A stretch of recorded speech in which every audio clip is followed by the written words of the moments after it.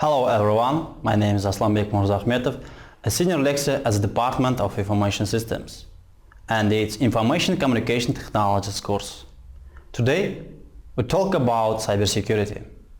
Nowadays, all of us using mobile technologies, connecting to internet, and every day we are doing a lot of types of online operation. We are chatting, send video and photos. We share our personal information in social networks, using bank application for online transactions and doing a lot of types of online operations. And it's very important to know the basic elements of cybersecurity and understand how our personal information are protected. Today's lecture outline is Introduction to Cybersecurity. The next is Types of Cybersecurity and Types of cybersecurity attacks. Cybersecurity is a practice of protecting systems, networks, and programs from digital attacks.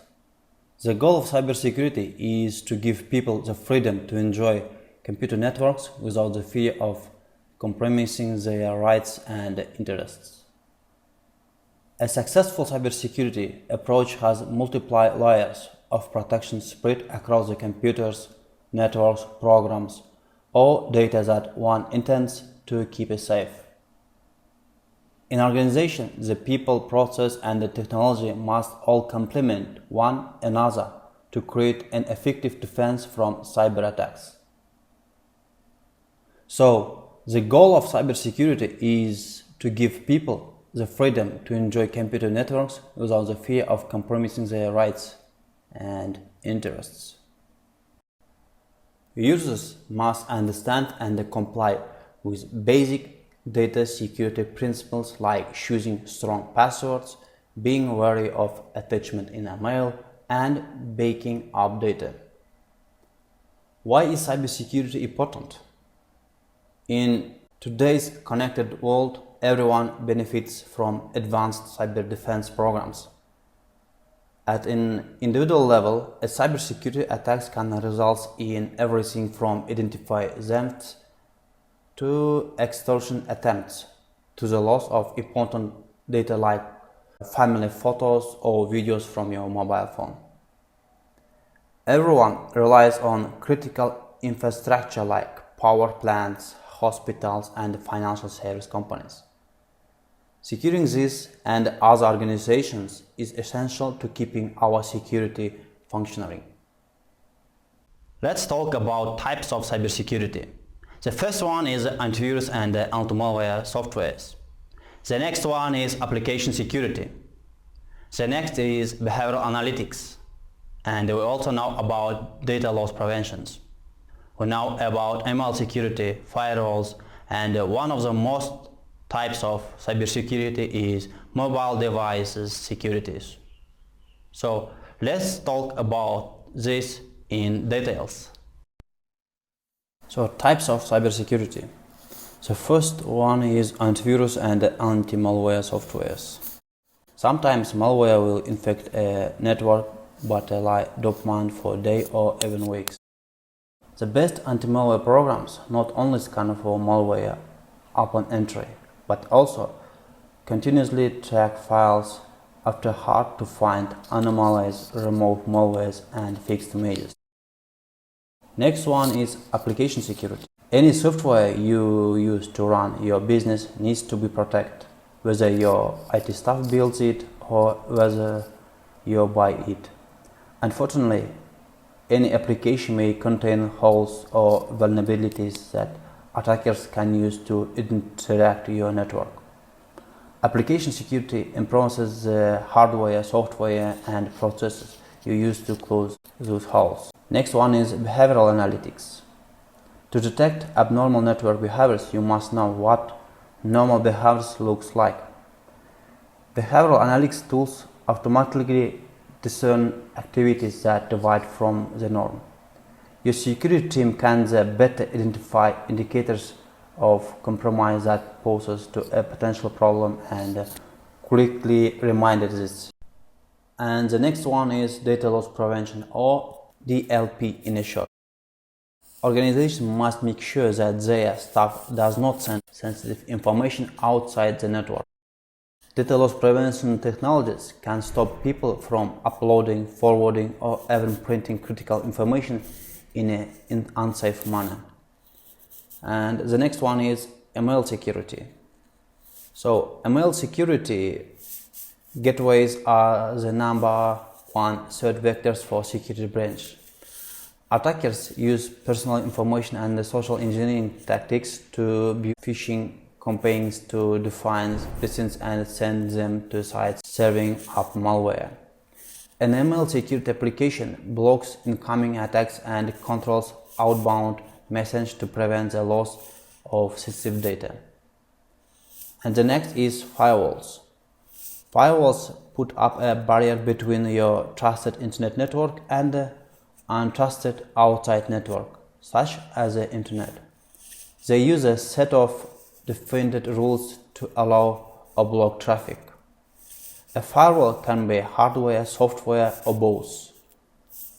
And the next one is mobile security. It's very important nowadays because all of you using mobiles, using mobile applications, downloading some information from internet, from App Store, from Play Market, and so on. So cyber criminals are increasingly targeting mobile devices and apps.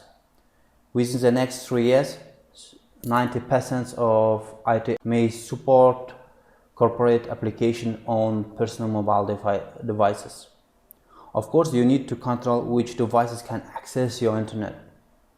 You also need to configure their connection to keep network traffic provided. And all of this is types of cybersecurities. Also, nowadays, a lot of types of cybersecurity attacks like backdoor, denial of service attacks, direct access attacks, eavesdroppings, phishings, social engineering, and spoofings. It's very important to know the types of attacks. Let's talk about all of these types in details. Cybersecurity attacks. A vulnerability is a weakness in design, implementation, operation, or internet control. To secure computer systems, it's important to understand the attacks that can be made against it, and these threats can typically be classified into one of the below attacks. The first one is a backdoor. A backdoor in a computer system, a cryptography system, or in an algorithm is a secret method of basic normal identification or security controls. They can exist for a number of reasons, including by original design or from poor configuration. They may have been added by authorized party to allow some limited access, or by attackers for malicious reasons. But regardless of the more time they access, they create a vulnerability. Backdoors can be hard to detect, and the detection of backdoors are usually discovered by someone who has access to application source code or intermediate knowledge of the computer operating systems. The next one is denial of service attack. It's designed to make a machine or network resource unavailable to its intended users. Attackers can deny service of individual victims, such as by deliberately entering a wrong password enough consecutive times to cause the victim's account to be locked, or they may overload the capacities of machine or network and block all users at once. While a network attacks from a single IP address can be blocked by adding a new firewall rule, many forms of distributed denial of service attacks are possible, where attack comes from a large number of points, and the finding of much more difficult.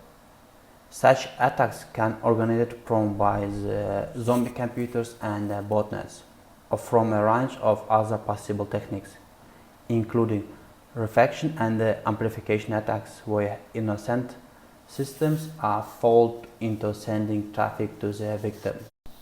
Directed access attacks.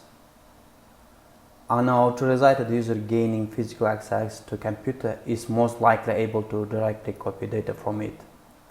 They may also compromise security by making operating systems modification, installing software like worms, keyloggers, covers, listening devices, and using wireless mice.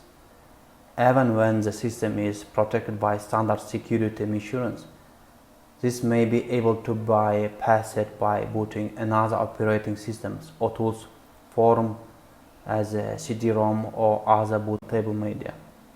These encrypted and trusted platform models are designed to prevent this attack. Next one is eavesdropping. It's the act of surreptitiously listening to a private computer communication. Typically, it's between hosts on networks. Even machines that operate as a closed system can be eavesdropped upon via monitoring the faint of electromagnetic transmission generated by hardware. It's one of the most popular types of cybersecurity attacks. Phishing is an attempt to acquire sensitive information such as usernames, passwords, and credit card details directly from users by deceiving the users. Phishing is typically carried out by email snooping and instant messaging, and it often directs users to enter details at a fake website whose look and feel like original one. The fake website often asks for personal information such as login details and passwords. This information can then be used to gain access to the individual real account on the real website. Preying in a victim's trust, phishing can be classified as a form of social engineering. Attackers are using creative ways to gain access to a real account. A common scam is for attackers to send fake electronic invoices to individuals showing that they recently purchased music, apps, or other things, and inducing them to click on a link if the purchase were not authorized. It's one of the famous types of cybersecurity attacks. And the next one is privileged escalation. It describes a situation where an attacker with some level of restricted access is able to, without authorization, elevate their privilege or access level. For example, a standard computer users may be able to exploit in the system to gain access to restricted data, or even become root and have full unrestricted access to a system. Social engineering, insofar as a computer security is concerned, aims to convince a user to disclose secrets such as passwords, card number, and so on, by, for example, impersonating a bank, contractor, and customers. Social engineering, in the context of information security, is a psychological manipulation of people into performing action or divulging confidential information or secret information.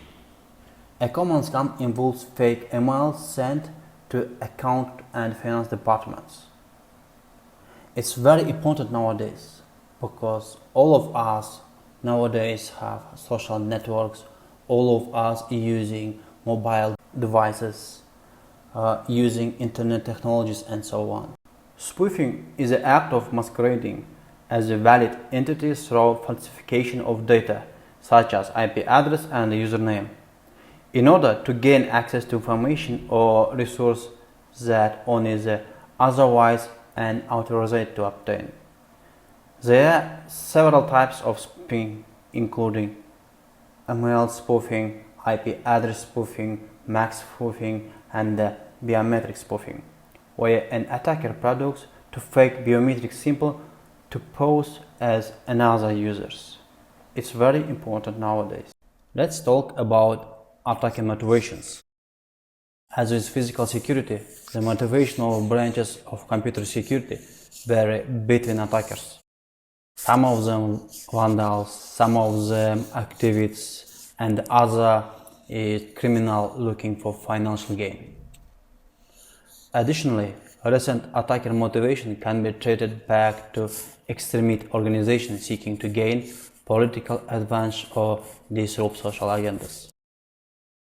The growth of internet, mobile technologies, and inexpensive computing devices that has led to a rise in capabilities, but also risk to environments that are deemed as vital to operations. All critical targeted environments are susceptible to compromise and has led to a series of proactive studies on how to mitigate the risk by taking into consideration motivations by these types of actors. Several stark differences exist between the hacker motivation and that of nation-state actors seeking to attack based on ideological preference. A standard path of motivation for any particular system is to identify what might motivate an attack on that system and who might be motivated to breach it. In this presentation, you can see some of types of these people and their goals. For example, for students is to have fun snooping on people's emails. And for businessmen is discover a secret strategic information about marketing plans.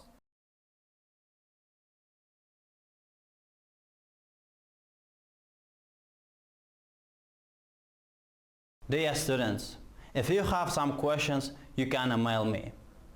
So, thank you for your attention. Good luck.